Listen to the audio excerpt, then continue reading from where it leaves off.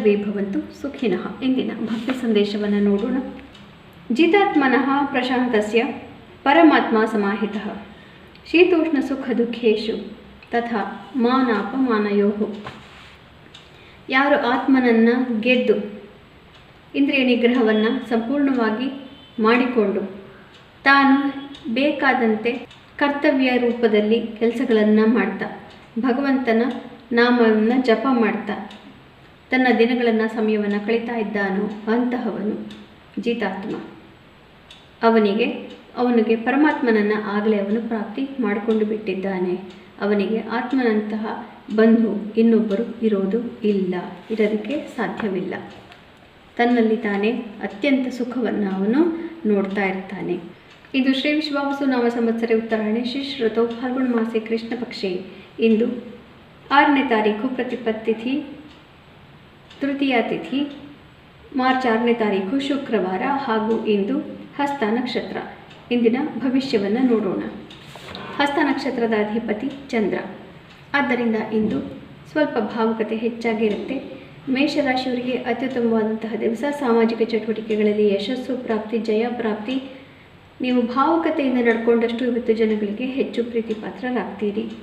ವೃಷಭ ರಾಶಿಯವರಿಗೆ ಸ್ವಲ್ಪ ಕ್ಲಿಷ್ಟಕರವಾದಂತಹ ದಿವಸ. ಹಣಕಾಸಿನ ವಿಚಾರದಲ್ಲಿ ತೊಂದರೆ ಕಾಣ್ತಾ ಇದೆ. ಆದ್ದರಿಂದ ಇನ್ವೆಸ್ಟ್ಮೆಂಟ್ ಇತ್ಯಾದಿಗಳ ಬಗ್ಗೆ ಇವತ್ತು ನಿರ್ಧಾರಗಳು ಬೇಡ. ಮಕ್ಕಳ ಜೊತೆ ಭಾವುಕತೆಯಿಂದ ವ್ಯವಹಾರ ಮಾಡೋದು ಅಗತ್ಯ.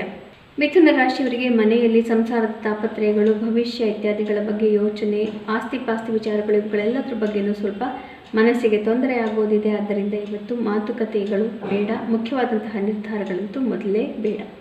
ಕರ್ಕ ರಾಶಿಯವರಿಗೆ ಅತ್ಯುತ್ತಮವಾದಂತಹ ದಿವಸ. ಮಾಧ್ಯಮಗಳಲ್ಲಿ ಕೆಲಸ ಮಾಡ್ತಾ ಇರೋರಿಗೆ ಇವತ್ತು ಅತ್ಯುತ್ತಮವಾದಂತಹ ದಿವಸ. ಯಶಸ್ಸು, ಜಯ ಪ್ರಾಪ್ತಿ. ಸಿಂಹರಾಶಿಯವರಿಗೆ ಕುಟುಂಬದಲ್ಲಿ ಮುಖ್ಯವಾದಂತಹ ಘಟನೆಗಳು ಇವತ್ತು ನಡೆಯಬಹುದು. ಆದ್ದರಿಂದ ಕುಟುಂಬದವರೊಡನೆ ಹೆಚ್ಚಿನ ಸಮಯವನ್ನು ಇವತ್ತು ಕಳೆಯಬೇಕು. ಕನ್ಯಾ ರಾಶಿಯವರಿಗೆ ಉತ್ತಮವಾದಂತಹ ದಿವಸ. ಹಿಂದಿನ 2-3 ದಿನಗಳಲ್ಲಿದ್ದಂತಹ ಮನಸ್ಸಿನ ಎಲ್ಲ ತೊಂದರೆಗಳು ಇವತ್ತು ಪರಿಹಾರವಾಗಿರುತ್ತೆ. ತುಲಾ ರಾಶಿಯವರಿಗೆ ಸ್ವಲ್ಪ ಕಷ್ಟಕರವಾದಂತಹ ದಿವಸ. ಮುಖ್ಯವಾದಂತಹ ನಿರ್ಧಾರಗಳು ಇವತ್ತು ಬೇಡ. ಪ್ರೀತಿ ಪಾತ್ರರಿಂದ ಇವತ್ತು ನಿಮಗೆ ಯಾವುದೇ ಸಹಕಾರ ಪ್ರಾಪ್ತಿ ಆಗೋದಿಲ್ಲ. ವೃಶ್ಚಿಕ ರಾಶಿಯವರಿಗೆ ಉತ್ತಮವಾದಂತಹ ದಿವಸ. ಮನಸ್ಸಿಗೆ ನೆಮ್ಮದಿ, ಇಷ್ಟಾರ್ಥ ಸಿದ್ಧಿ, ಧನಾಗಮ ಹಾಗೂ ಮಿತ್ರರಿಂದ ಇವತ್ತು ಲಾಭ. ಧನು ರಾಶಿಯವರಿಗೆ ಉತ್ತಮವಾದಂತಹ ದಿವಸ. ಕಾರ್ಯಕ್ಷೇತ್ರದಲ್ಲಿ ಯಶಸ್ಸು ಪ್ರಾಪ್ತಿ. ಆದರೂ ಕೂಡ ಜವಾಬ್ದಾರಿಗಳು ಹೆಚ್ಚಾಗಿ ಇರುತ್ತೆ. ಆದ್ದರಿಂದ ಕೆಲಸ ಜಾಸ್ತಿ ಮಾಡಬೇಕಾಗತ್ತೆ.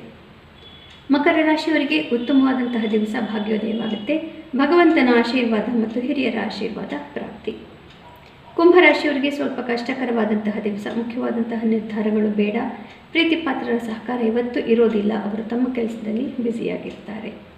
ಮೀನರಾಶಿಯವರಿಗೆ ಅತ್ಯುತ್ತಮವಾದಂತಹ ದಿವಸ. ಎಲ್ಲ ರೀತಿಯಿಂದ ಸಹಕಾರ ಪ್ರಾಪ್ತಿ. ಮನಸ್ಸಿಗೆ ನೆಮ್ಮದಿ. ದಾಂಪತ್ಯದಲ್ಲೂ ಕೂಡ ನೆಮ್ಮದಿ. ಪುನಃ ನಾಳೆ ಭೇಟಿಯಾಗೋಣ.